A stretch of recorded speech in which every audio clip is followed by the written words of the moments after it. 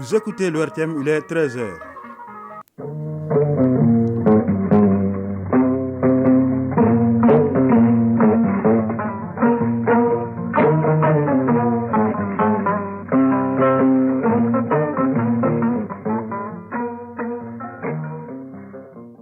Le journal Siaka Konaté. Mali Actualité, deuxième édition, les titres. Le leader religieux et coutumier de la 3e région s'approprie le contenu de la politique nationale de prévention de l'extrémisme violent en vue de sa vulgarisation. Il suit une formation organisée par les départements en charge des affaires religieuses.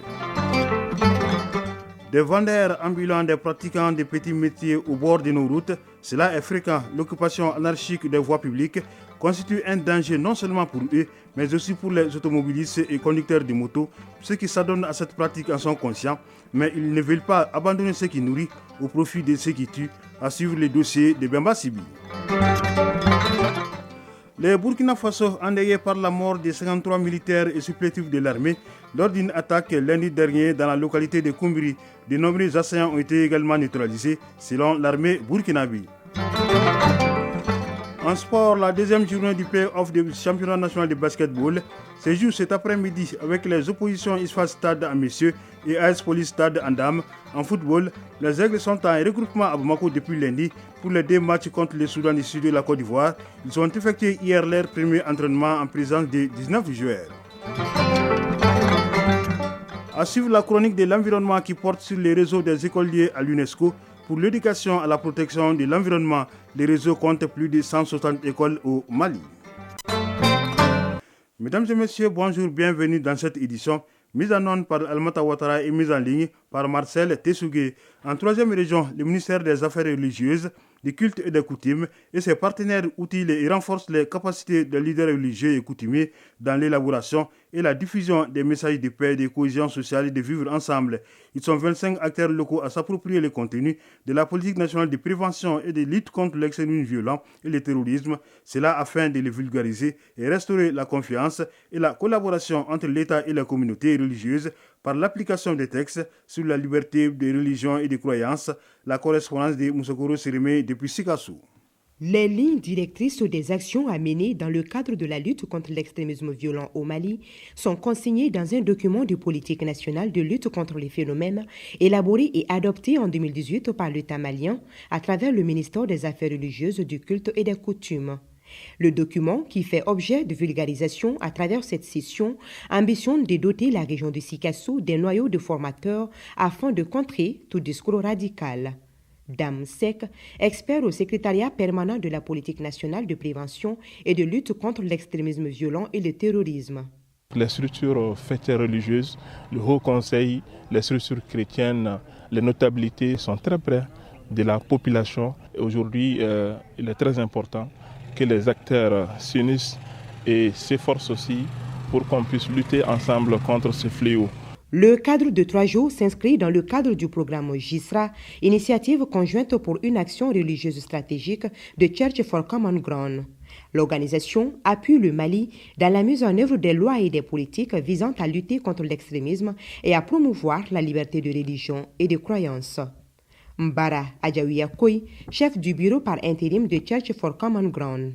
Les activités que nous menons s'inscrivent dans la droite ligne des aspects de la vie sociale, notamment le respect de la vie humaine, la réduction de la polarisation et de la violence sous toutes ses formes, et le renforcement de la légitimité des institutions et mécanismes qui existent au service pour le bien-être des communautés. Bernard Koulibaly, directeur de cabinet du gouverneur de la région de Sikassou. La survie de notre pays dépend de cela. Tous les Maliens aujourd'hui doivent se donner la main pour que le Mali puisse se développer. C'est le développement aussi qui va amener la solution à des problèmes comme ça. Si nous continuons à entretenir le mal, nous n'allons jamais nous développer. Porter le message et le bon message. À noter que le nouveau plan d'action 2022-2026 de la politique nationale de lutte contre l'extrémisme violent et le terrorisme repose sur 5 piliers qui sont la prévention, la protection, la poursuite, la réponse et la cohésion sociale. Sikassou, Msokora Sérémé et Suleiman Bamba pour l'ORTM. La prévention et gestion des conflits communautaires, la question est au centre d'une session de formation de 10 jours qui se tient présentement à Gao, initiée par l'école de maintien de la paix à l'Une-Blandin-Bay, en partenariat avec les cabinets SN. Cette session vise à outiller les femmes leaders, les membres de la société civile ainsi que les éléments des forces de défense et de sécurité. La cérémonie d'ouverture était présidée par le gouverneur de la région de Gao, d'où nous appelle Sambaré Aïdara. La prévention et la gestion des conflits communautaires, c'est le thème central de cette session de renforcement des capacités pilotée par l'école de maintien de la paix à Liu-Blondin-Bay en partenariat avec le cabinet SN.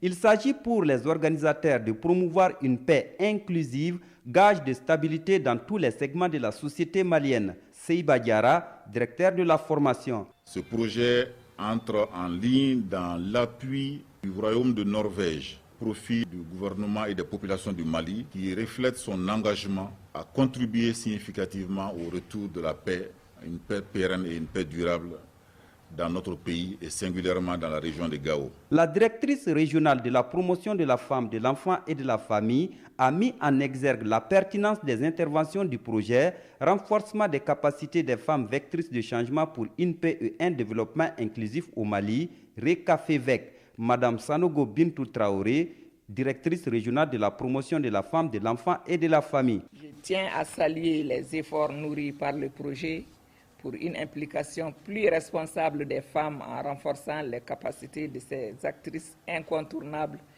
qu'elles sont pour une meilleure prise en compte du genre.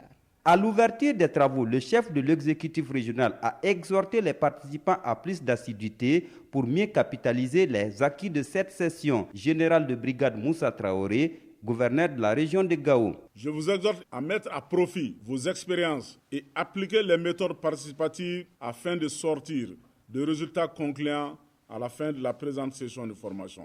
Rappelons que cette session se tiendra en 2 phases. La première qui concerne les communes de Gao et d'Ansongo et la deuxième qui va intéresser les communes de Bourem, de Bara et de Sonia Libert. Elle est exécutée par l'école de maintien de la paix Aliou Blondin-Bay en partenariat avec le cabinet ISEN sous le financement de l'ambassade de la Norvège au Mali. Gao, Sambara Aïdara et Alassane Ahamadou pour l'ORTM. De Gao, nous nous rendons à Tombouctou où la semaine nationale de lutte contre l'insécurité routière se poursuit.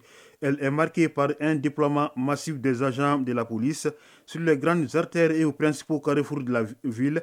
Les éléments de la circulation routière et de lutte contre le banditisme sont visibles. Ils font leur travail avec professionnalisme et dans le grand respect des usagers. Constat fait par l'un de nos correspondants à Tombouctou, Yeya Tandina. Faciliter la circulation des personnes et de leurs biens en rendant plus fluides les grands axes et carrefours de la ville de Tombouctou, c'est l'objectif visé par la direction régionale de la police. Nous sommes ici au rond-point de Foire-Yobou. Circulation dense et l'incivisme de certains usagers est perceptible. Commissaire divisionnaire Mamoutou Keita, directeur régional de la police de Tombouctou. Elle découle de nos traditionnelles missions de sécurisation des personnes et leurs biens en général, de la prévention à la lutte contre l'insécurité routière, dans le respect de la réglementation en vigueur, ainsi que les normes relatives au respect des droits de l'homme, tout en prenant en compte les contextes actuels sécuritaires. Les usagers en particulier et populations en général ont salué ce redéploiement des agents dans la ville et souhaitent que les fouilles soient perpétuées. Une opportunité pour rassurer les communautés et minimiser le banditisme. Je pense que la police est en train de faire un bon travail. C'est pour la sécurisation de la population civile. Il faut continuer. Et surtout la nuit. On est content, vraiment, les voix ils font leur travail comme il faut. Vraiment, tout le monde n'a qu'à faire attention et être vigilant. Et chacun doit faire son travail comme il faut. Nous saluons cette initiative car les jeunes actuels circulent à tombeaux ouverts sur les motos et dans les voitures, surtout la nuit. Depuis que les policiers ont été déployés ici à la Flamme de la Paix, ils conduisent avec modération et nous ne sommes plus tympanisés. Colonel Seydou Sangaré, commandant de la zone de défense numéro 5. Ce dispositif consiste à la mise en confiance de la population et ensuite à accroître la mobilité urbaine et interurbaine dans les 2 régions concernées afin que les populations puissent vaquer à leur occupation. Ensuite, il y a lieu de rappeler que, conformément à certaines allégations, les activités continuent normalement. Nous demandons à la population les populations déplacées de revenir sur leur site et de continuer à exercer leurs activités quotidiennes qui peuvent faire en sorte que les forces de défense et de sécurité puissent être sur la même longueur d'onde que les autres autorités dans le cadre de la stabilisation des régions de Tombouctou et de Taoudéni. La présence et le renforcement des 2 commissariats de police dans la ville de Tombouctou ont fortement contribué au retour de l'accalmie et d'assurer une libre circulation des personnes et de leurs biens. Tombouctou, Yehia Tandina, Alou Koulibaly pour... Et la transition est toute trouvée pour aborder notre dossier qui aborde un autre aspect de la sécurité routière. Il s'agit de l'occupation anarchique des voies publiques. Elle constitue un véritable danger à la fois pour les occupants, mais aussi pour les automobilistes et conducteurs des engins à 2 roues. Pour preuve, l'accident de la circulation qui s'est produit la semaine dernière à Faladé, au niveau de la Tour de l'Afrique, il a fait 9 morts et des blessés, selon un bilan établi par les départements de la santé et des transports. Pourtant, ceux qui s'adonnent à cette pratique sont conscients du danger qu'ils courent. Ils expliquent la situation par le manque de places appropriées, suivant les dossiers de Bema Sibi. Les étals au beau milieu de la chaussée, des marchandises étalées à même le bitume, ne les demandez surtout pas de libérer le passage. Bonjour les invectives, hélas. Et pour autant, on enregistre de nombreux cas d'accidents de la circulation par faute de sensibilisation. L'occupation anarchique des voies publiques est donc devenue un véritable casse-tête et les occupants en sont conscients du danger qu'il encourt. Kadiatou Koulibaly, vendeuse. On est consciente du danger auquel on est exposé d'ailleurs. On est obligé de libérer la voie à l'approche des Sotrama. Aminata Doumbia, vendeuse. Le vrai problème, c'est nous-mêmes. Quand on demande de ne pas s'installer sur la chaussée, d'autres s'entêtent à le faire. Finalement, tout le monde le fait alors que c'est dangereux. Mariam Koulibaly, vendeuse. On est consciente qu'on est sur la chaussée et ce n'est pas normal. On sait également qu'il y a des risques d'accident, mais on n'a pas d'autre alternative. Malgré tout, elles restent. Elles expliquent cet état de fait par la volonté de recherche du pain quotidien avec leur petit commerce. Aminata Doumbia, vendeuse. Notre souhait, c'est de trouver un emplacement sûr. C'est à défaut de cela qu'on cherche notre moyen de subsistance ici. Le fait même de nous demander de quitter la chaussée, on sait que c'est pour notre propre sécurité. Salut Kone, vendeur. On espère trouver une place très rapidement avec l'accompagnement des autorités. Sinon, on est obligé de rester ici pour chercher notre pain quotidien. Kadiatou Koulibaly, vendeuse. On vient chercher notre pain quotidien, même si on sait qu'il y a un réel danger. On n'a pas d'autre alternative. À ce rythme, l'on est tenté de s'interroger s'il n'est pas temps que le bâton remplace la carotte pour éviter l'hécatombe. Déjà, certains responsables de marché ont décidé de prendre le taureau par les cornes. C'est le cas des commerçants du marché d'Ossolo Traoré qui ont mis en place un collectif de 27 membres pour dégager les axes principaux du marché. Suleiman Sangaré, membre du collectif. Le président du marché nous a demandé de déguerpir les vendeurs qui sont installés sur la chaussée. Abdoulaye Sissé, président du collectif national des acteurs des marchés de Bamako.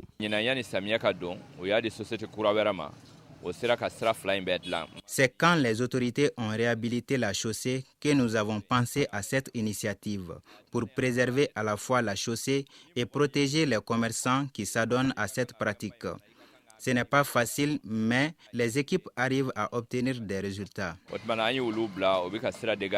Ces initiatives viennent appuyer celles de la brigade urbaine de protection de l'environnement qui veille à l'évacuation de voies publiques avec les moyens dont elle dispose. En tout cas, comme le dirait l'autre, prudence est mère de sûreté. À l'étranger, au Burkina Faso, de violents affrontements ont opposé lundi les forces armées appuyées par les volontaires pour la défense de la patrie VDP à un groupe terroriste dans la localité de Koumbri. Le bilan est très lourd, 53 morts, soit 17 militaires et 36 VDP. On dénombre également des nombreux morts dans les rangs des assaillants. L'attaque qui a visé une unité du 12e régiment d'infanterie commando n'a pas été revendiquée pour le moment. Au Gabon, le président de la transition générale Brice Clotaire Oligui Nguema a rencontré hier les candidats de l'opposition à la dernière élection présidentielle, Albert Ondo Ossa. La rencontre s'est déroulée au domicile de l'opposant selon le compte ex-Twitter du président de la transition. Celui-ci dit avoir échangé en toute convivialité et dans un esprit de franchise avec le professeur Ossa. L'opposant ose croire à un avenir meilleur et resplendissant pour leur cher pays, c'est-à-dire le Gabon. Anthony Blinken à Kiev, le secrétaire d'État américain, est arrivé ce mercredi en Ukraine pour une visite surprise. Il devait annoncer une nouvelle aide financière des États-Unis à l'Ukraine pour $1 milliard, selon un haut responsable du département d'État américain. C'est la 4e visite de Blinken dans le pays depuis le début de la guerre entre la Russie et l'Ukraine. Suite du sommet de l'Association des Nations de l'Asie du Sud-Est, ASEAN Plus 3 en Indonésie, le Premier ministre chinois Li Qiang a mis en garde aujourd'hui contre le risque d'une nouvelle guerre froide. C'était lors d'une réunion qui regroupait le Premier ministre japonais Fumio Kishida, le président sud-coréen Yoon Suk Yeol et les dirigeants de l'ASEAN. Les responsables chinois a appelé ses interlocuteurs à s'opposer à toute confrontation entre blocs et à empêcher une nouvelle guerre froide. La Chine a précédemment exprimé des inquiétudes face à la politique américaine visant à encourager la formation des blocs régionaux dans son voisinage, comme les Quad, États-Unis, Japon, Australie et Inde, ou l'alliance militaire entre l'Australie, les États-Unis et le Royaume-Uni.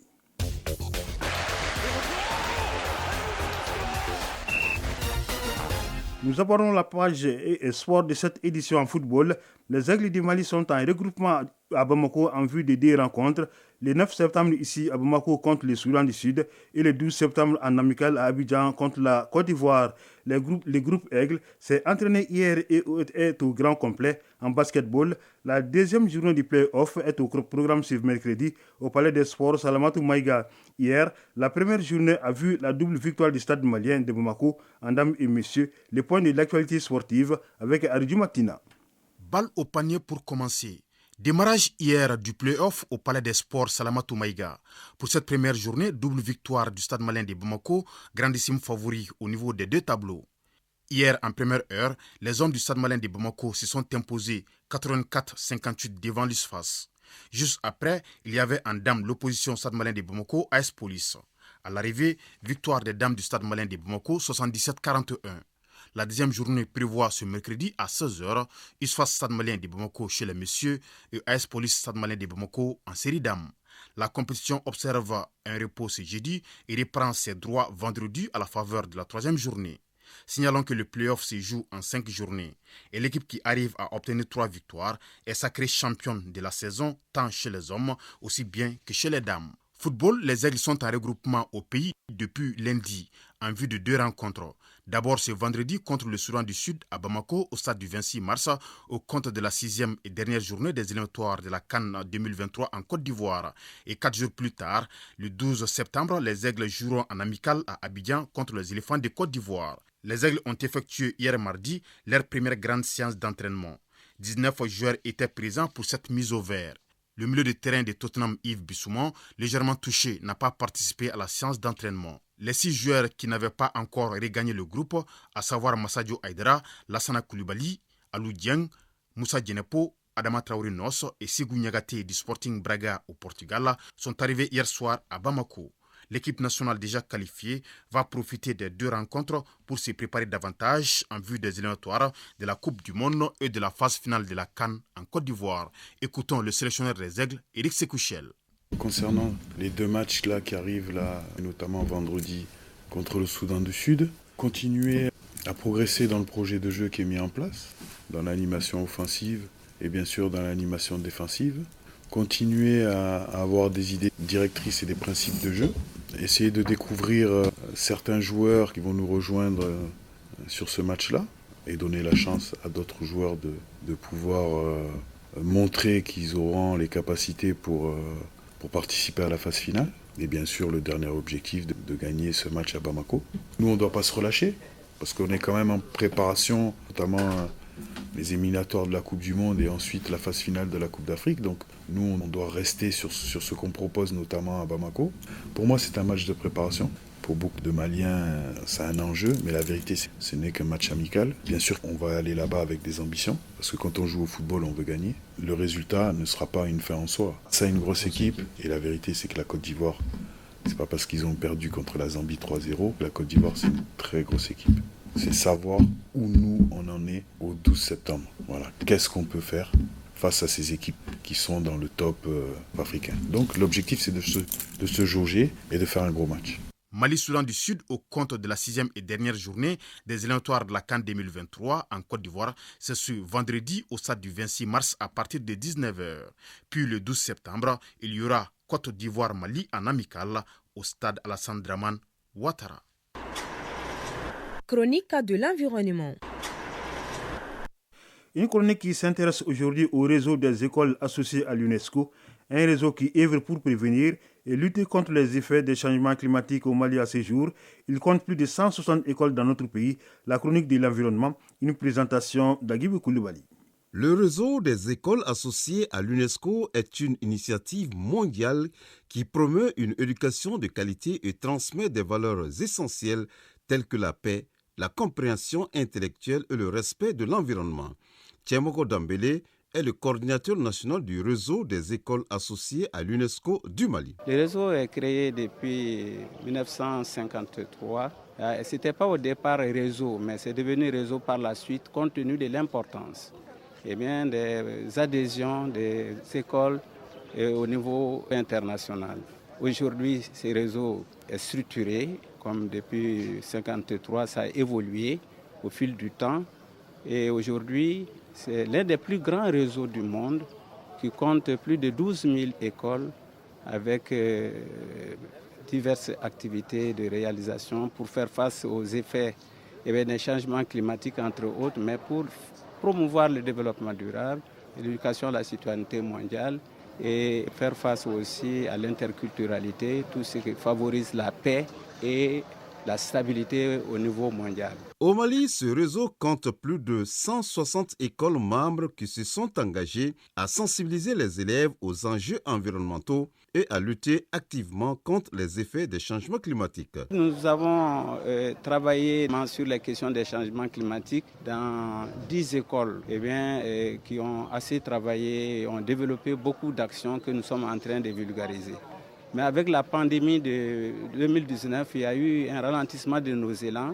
On avait fait quand même un peu l'inventaire à travers les ressources documentaires qui sont disponibles. Il y a 732 écoles déclarées au Mali comme membres du réseau des écoles associées de l'UNESCO. Concrètement, les écoles membres du réseau au Mali mènent diverses actions. Elles organisent des campagnes de sensibilisation pour informer les élèves et la communauté locale sur les problèmes environnementaux. Des projets de reboisement sont également en cours, contribuant à la préservation des écosystèmes fragiles dans le pays. Le réseau met également l'accent sur la formation des enseignants, leur fournissant des outils nécessaires pour enseigner l'environnement de manière efficace. Cette approche du réseau des écoles associées à l'UNESCO du Mali vise à former une nouvelle génération de citoyens maliens responsables, conscients des enjeux environnementaux. Avant de nous séparer, retenez que les obsèques de l'ancien footballeur international malien et premier ballon d'or africain Salif Keita ont lieu cet après-midi à partir de 15h sur la place du Cinquantenaire à côté de l'UNCIP. C'est donc la fin de cette édition présentée par Siaka Konati et réalisée par Ousmane Dao, mise en onde par Almata Ouattara et mise en ligne par Marcel Tessougoui. Une édition à retrouver sur www.ortem.ml. Restez à l'écoute pour pouvoir suivre les avis et communiquer en français et bamana. Merci de nous avoir suivis et bonne écoute radiophonique.